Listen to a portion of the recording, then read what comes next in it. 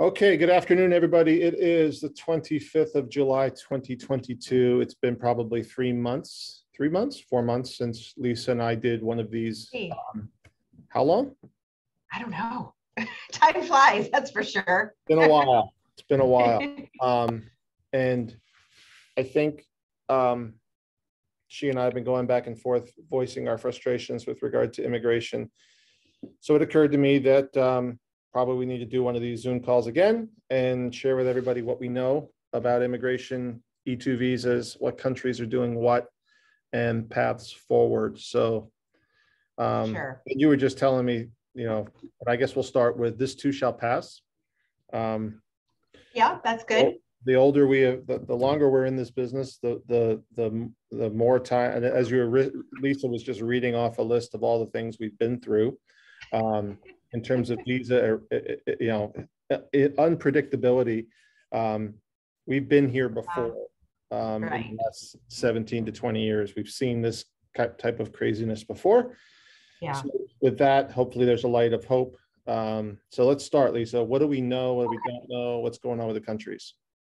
Okay. So with regard to E2s, as always, processing times vary consulate to consulate, and that is certainly true today, and largely due to still the fallouts of COVID. And I think people are saying, I'm tired of blaming everything on COVID, but it really turned everything upside down. It really turned the whole visa processing system, the consular processing system, a little bit on its head.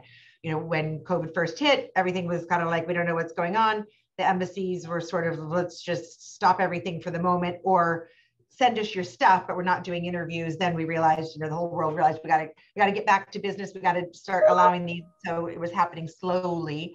But, when you have consulates that aren't doing visa processing, but applications still being submitted, whether that's non-immigrant visas like E2s or even immigrant visas, the green card visas, where the applications are going in, but the interviews are a lot less, it creates a pileup, it creates a backlog. And so part of, I think, what we're seeing today is the consulates trying to still get out from underneath that backlog. Not so much, in some cases where in E2 backlog, we've got embassies like Rome, Sydney, Australia, where a renewal is taking a year. A first-time E2 is taking a year. I've got a case in renewal in Rome that's probably going to be a year. I've got an E2 in Sydney that we filed. Well, not too bad, September last year, but the first available appointment is November this year. We had an appointment that it was descheduled, and an appointment in a descheduled. So now I've got this poor fella in Sydney who it will be 14 months, and fingers crossed they're going to honor this November appointment. Thankfully, I don't have a ton of E2s out of Sydney. Otherwise, I don't think I'd have much of business.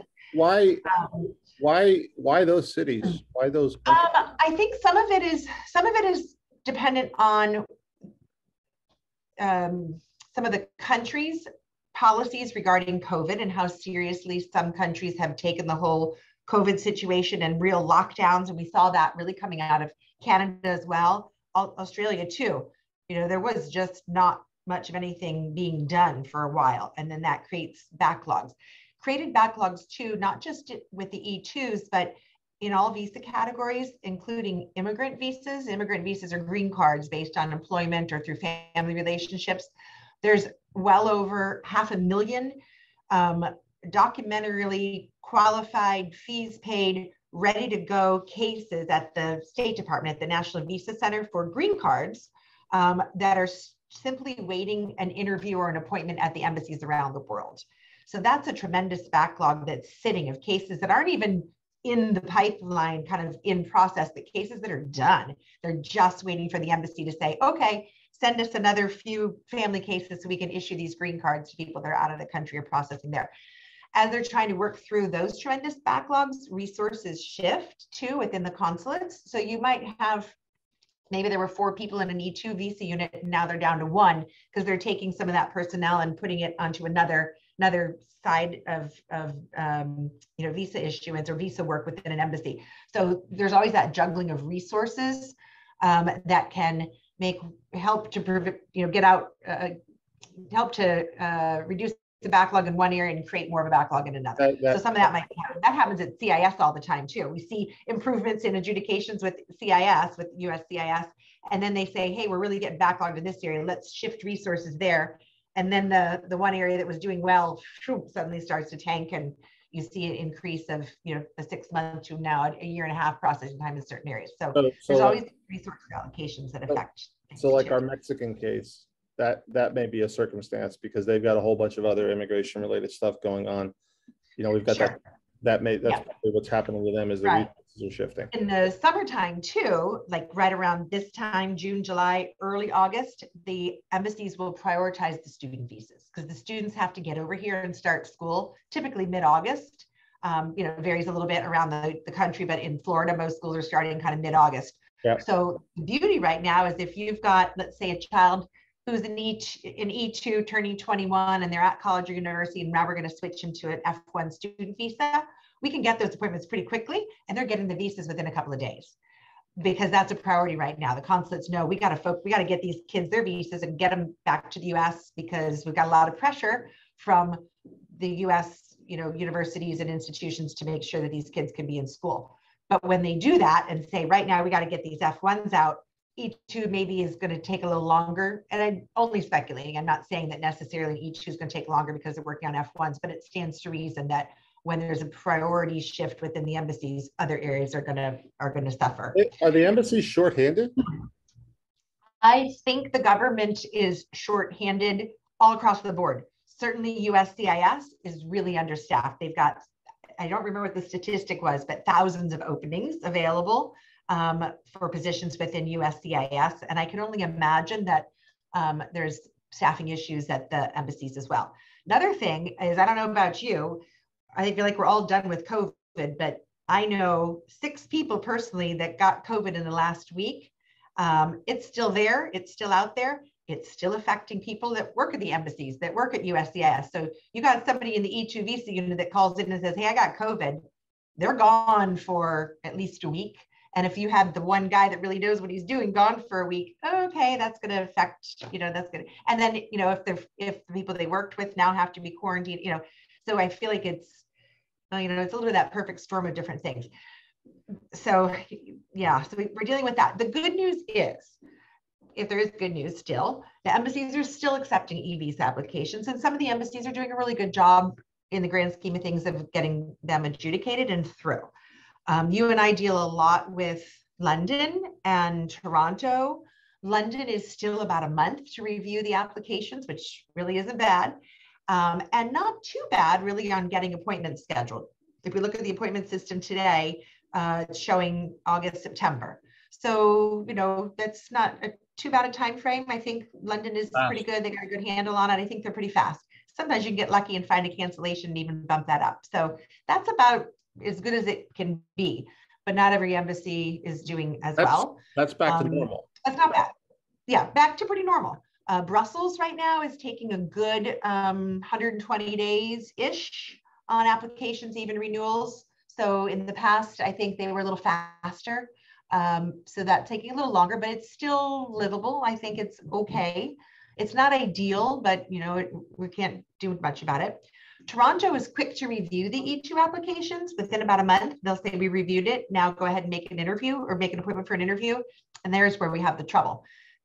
When you try to schedule an interview, here we are in July, it's likely going to be November-ish for Toronto. So it's not so much that the review time is taking a while, it's that we just don't have a lot of appointment slots for the cases that we've reviewed. So I had a guy call this morning and it, you know, hey, you know, his attorney in Toronto was telling him 60, 90 days. I'm like, no. It's 30 days to get that we've reviewed it. And then it's the lag. So you're really looking 5 to 6 months. I'd say 5 to 6 months is pretty realistic, but what could happen, and I did have this happen before, we file, maybe 30 days later, we have an invitation to make an interview, to schedule an interview. We grab an interview for say October. Then we can monitor the calendaring system, and people cancel all the time for various reasons. Gee, it's not convenient. My business is so busy. I can't go get the visa right now. It's a renewal. I'm in status. I'll just wait. Or crap, I got COVID. I can't go now. Or my flight was canceled. Any number of things. So we had somebody who had like an October date, rescheduled it for July, kept an eye on that and rescheduled it for May. So our turnaround time in that instance was something like 5 to 6 weeks, because they were really kind of paying attention to cancellations, and they were in Canada ready to go. So they were in a position to say, look, there's an appointment 5 days from now, I'm there. Someone else might not be able to move as quickly on Right. something like that. Right. So that's not necessarily the norm, but it could be doable. And that's always, I think every immigration attorney always kind of bristles when they, say, well, my friend said that their case took 4 months. How come you're telling me 8 months? Every case is not the same. And the circumstances facts aren't always the same for everybody. And sometimes somebody just does move quicker because it's the luck of the draw, or the appointment calendar opened up and boom, there was an early date. And now the guy that filed next week, is waiting for a date some months later. Right. What about, so this is not a, so I was bitching to you the other day about this, because this is impacting a whole lot of people here. Sure. Business sellers and buyers, and there's always, we still remain at an all-time low on inventory. So, the leverage is not in the favor of an immigrant. And then, oh, by the way, if you want to get into perfect storms, the leverage that an immigrant used to have on the buying side was that they had an exchange rate and they would probably pay a bit of a premium. And now the exchange rate is inverted. It's gone the other way. Sure. Crappy monetary policy or whatever, but the blade, now they got two things against them. That, you're asking a seller to wait, and you really don't have the buying power you used to have for most. I think all of the EU is that circumstance. Let's talk change of status, because I think we've had to go that path on a couple of these. Okay. So let's do a review of that. What are the good idea. positives, and how does it actually work? Okay. So when can you do a change of status? You can do a change of status, which is filed with USCIS, U.S. Citizenship and Immigration Services, if you are in the U.S. pursuant to a lawful visa admission. Unless you're a Canadian citizen, and Canadian citizens can come in without a visa as visitors. So a Canadian could be here, and maybe they're here for 3 or 4 months as a visitor, having been lawfully admitted. They could change status to E2 by filing with immigration. Somebody from Europe that comes in with a visitor visa, or maybe they were here studying on a student visa, and now they have a bachelor's degree and they want to buy a business, they can change status if they're here in a lawful non-immigrant status. Does not apply to ESTA admissions. So anybody who's come in as a visitor under the ESTA, or the Visa Waiver Program, you cannot file to change status to another non-immigrant category, like an E2 or any other non-immigrant category. So most of the time what we see is somebody who's come in under a B1, B2 visitor visa or visitor admission like that. They're here, and oftentimes they're here for a few months because they're looking for a business. They're working with somebody like Mike. They found a business. The seller doesn't want to wait 6 months or so that it might take to get the visa application in and the interview and all that. We would have an option then to potentially file with immigration here and ask immigration to approve the E2 petition and grant a change of status for the investor and his or her family, if they're here as well, over to the E2. The beauty of the change of status is we can pay a premium processing fee, which is $2,500 for a 2-week decision, a 2-week adjudication. So that is very appealing to sellers, to brokers, to attorneys, and often to buyers. The downsides to the change of status is that I think immigration will cross T's, dot I's a little bit more carefully sometimes than the consulates. So we've got to have a solid case, and it's got to be well documented. There are some things that immigration will ask for that's kind of on their boilerplate checklist, I think, that the consulates might not be so bothered with. Oftentimes they'll say, well, we want to see a lease, we want to see W-2s, 1099s, etc. If someone's buying a service business, maybe they're running it out of the house, they don't really need a lease, and we have to explain that to immigration. And we always do that from the get-go, but sometimes they give us requests for evidence because they say, well, our checklist says lease, do you have a lease? And we have to explain. So sometimes the adjudication standard, I feel like, can be a little bit higher scrutiny with immigration here, but they're certainly doable. And the rules are really the same. So if we can tick all the E2 boxes at the consulate or here, it should be feasible. The big downside of the change of status, other than maybe standard of adjudication and really having to have a lot of documentation, is a change of status is not a visa. A visa is the page that goes in the passport, can only be issued by a U.S. embassy or consulate outside the U.S. And that visa page is really a travel document that allows the visa holder to come to the U.S. and be able to come out and travel in and out. And every time they come in, typically as an E2, they are admitted for a 2-year duration. Even if they have a 5-year visa, they can travel over a 5-year period, but you're admitted in 2-year increments as E2. When you file a change of status here with immigration, they will approve the change of status for no more than 2 years. And the change of status doesn't allow an individual to come and go. So let's say you have somebody from Canada, came into the US legally as a visitor. We file a change of status, we fast track it, we get it approved. The approval notice says this petition has been approved and a change of status granted. And now it says E2 and it has the specific date, good for 2 years.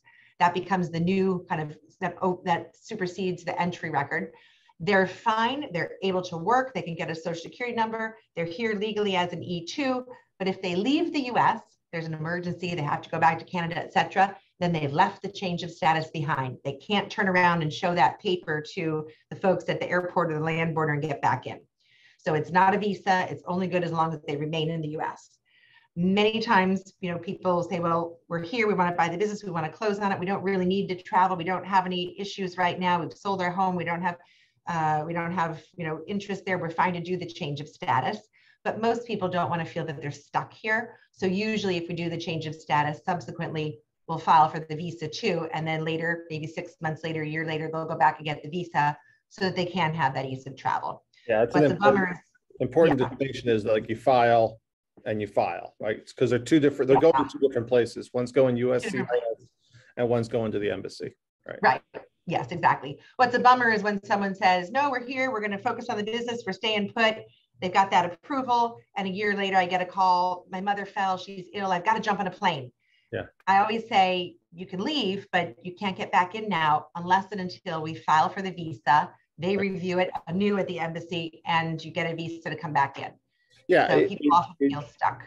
As I have these conversations, there was a period, and you and I were talking about it back in 2005-06, where this happened a lot, where we had to do changes status because London didn't want to wait. London had an issue, and she shall not be named, whoever that person was. And now, so this isn't something that's been a workaround. This is something that's been in place for a long period of time. Sure. We just didn't have to do it because for probably a 6 or until the craziness of the 5 years, things were kind of moving along on a steady beat and pretty consistent, and it was almost check the box, you do the paperwork right. Yeah. So, as I have these conversations with people, there's always attorneys who are painting one picture because they have an opinion. And I'm like, the reality of the marketplace. And, everybody freaks about the immigration portion. Sure. Everybody. And I'm like, and you should be worried about it and scared. But if you seek proper counsel, I've been doing this for a long time, and I think it's relatively transactional. If you tell me where the bodies are buried, tell me the truth. Don't lie to me. Tell Lisa, the business stands up. We do all we're supposed to do. We're not doing something marginal. Off you go. And you understand the mechanics of it. It's really not a complicated endeavor.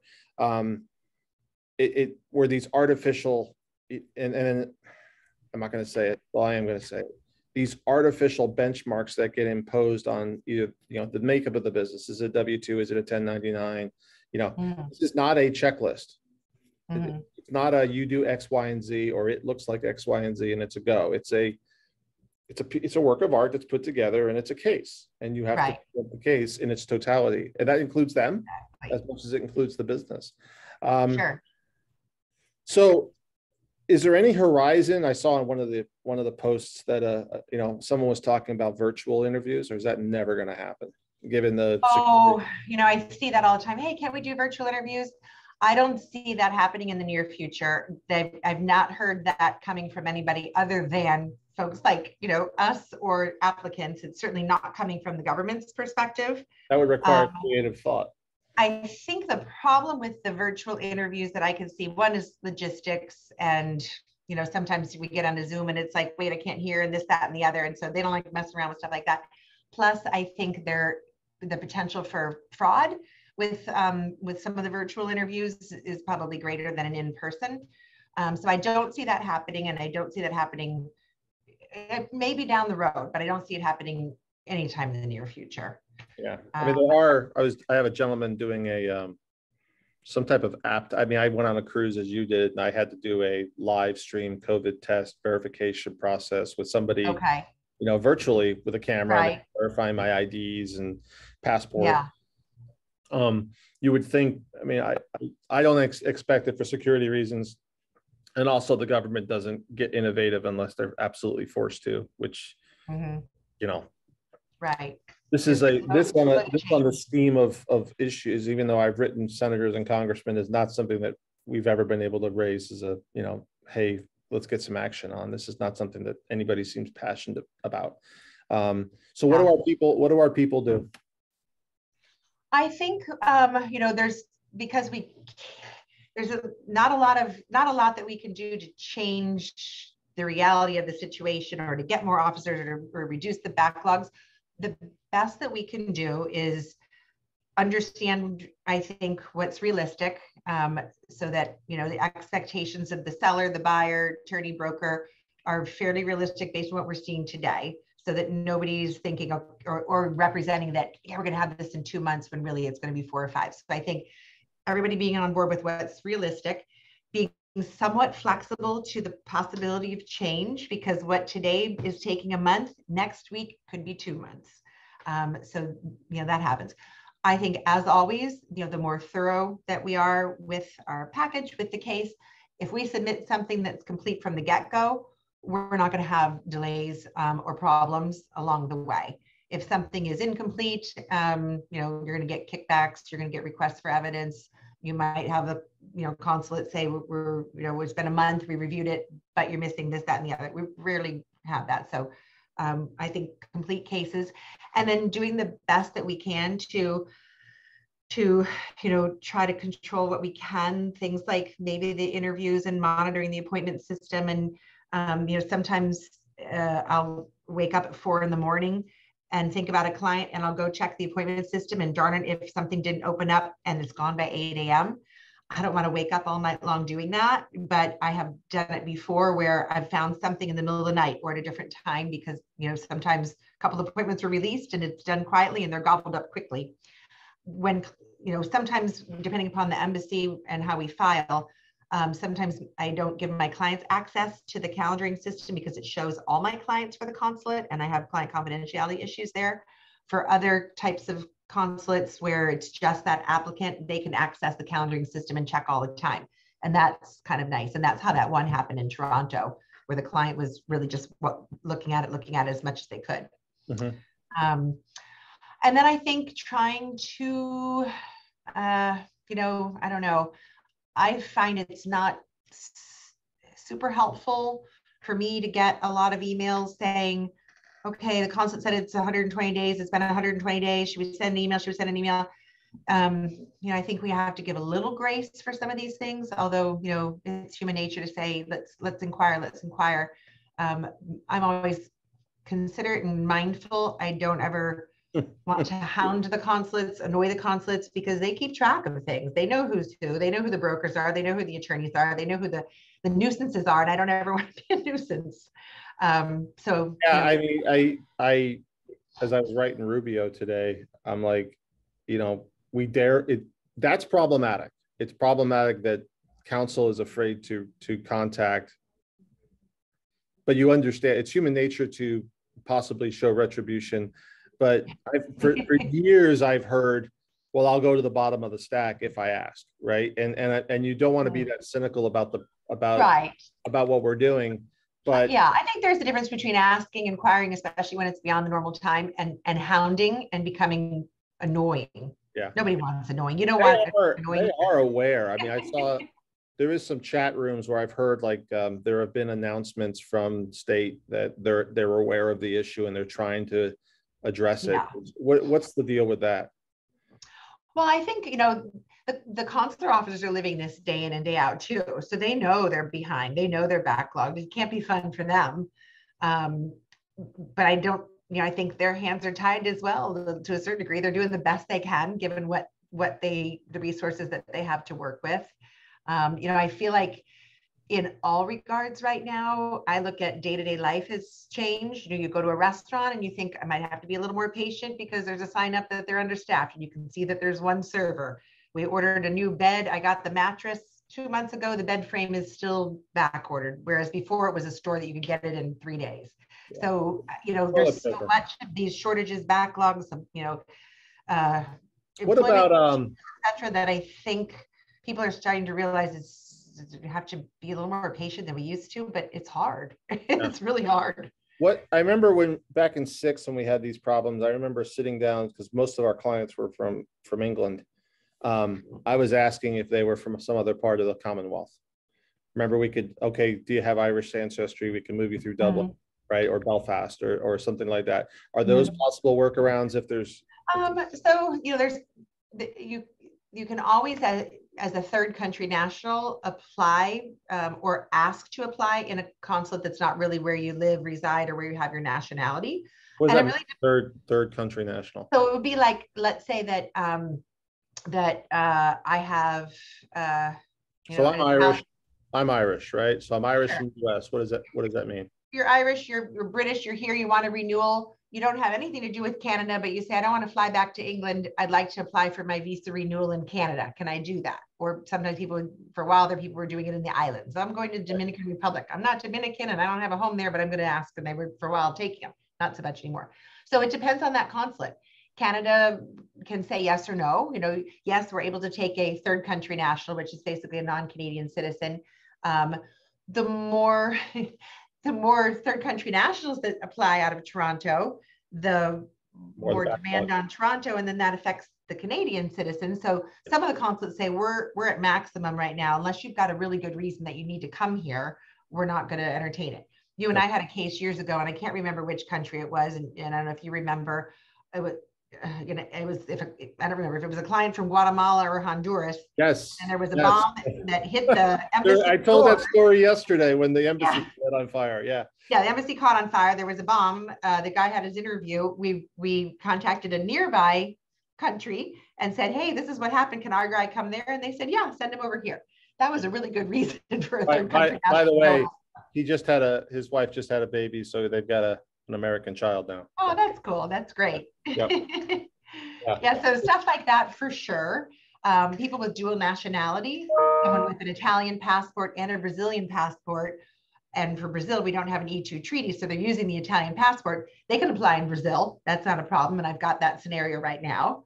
Somebody who's in Brazil but they have an Italian passport, and they had previously gotten the visa, I think from Italy, but I can't quite remember. It might have been from Brazil from the get-go. That's fine. The dual nationality thing is another issue too. And if we're looking at the change of status, if somebody is using their Italian passport, for example, but they entered on their Venezuelan or Brazilian passport as a visitor, they cannot change status unless they're using the same nationality as the passport they entered on. That's a little bit of one of those nuances for a change of status, but somebody could say, yeah, I came in as a visitor, I want to change status. And then we find out, oh, hold on a minute, you came in as a visitor with your Brazilian passport, but we're using your Italian citizenship for the E2. We can't do the change of status unless they entered with the Italian passport. So we're short on time here. I'm going to summarize this. The situation remains the same. We're backlogged. Please stay off of chat rooms where people are brandishing timelines or talking about this is how long it took me, because it's not case specific or relative in time and space. True. One size does not fit all, that's for sure. And then, on the brokerage side, inventory is low. There is competition. So what's happened here now, where the E2 visors were the best because they had the exchange rate bump. They had the ability to leverage up and pay more without coming out of pocket just on buying power. They're now competing with people from all over the United States that are moving to Florida. So we've got demand issues. I would say you're going to have to get creative on the buy side and go to markets that you didn't go to before. Like Orlando is very tough to get a good business that'll qualify for a visa, unfortunately. And add to that the cost of housing and living that's happened here, that 17 years ago you could buy a house for $200,000 with 5 bedrooms. that's not happening anymore. So you have to be smarter Sure. and a little bit more creative about where you look to live. And there's businesses all over. It's a big state. It's a big state. Yeah. So, and there's lots of other places in the country you can do this. So on the buy side and inventory, that's a dynamic they're having to navigate now more so than ever. But there are nuances, and certain countries are really bad. Like Chile's bad, Mexico City's bad, and the nation next door is completely different. You have to remember what happens in one. The embassies have to flow with what the country says, right? So true, it is true. That makes things complicated. So I will download this and send it out to everybody. If everyone wants to get a hold of Lisa, what's the contact information? Yeah, best way to reach me is email, and that's lisa@lisavisa.com. My website is lisavisa.com. You can go on there as well. And then there's also a contact me kind of link from the website. Okay. Well, thanks as always. And I will post this and send this out. All right. Thanks, Mike.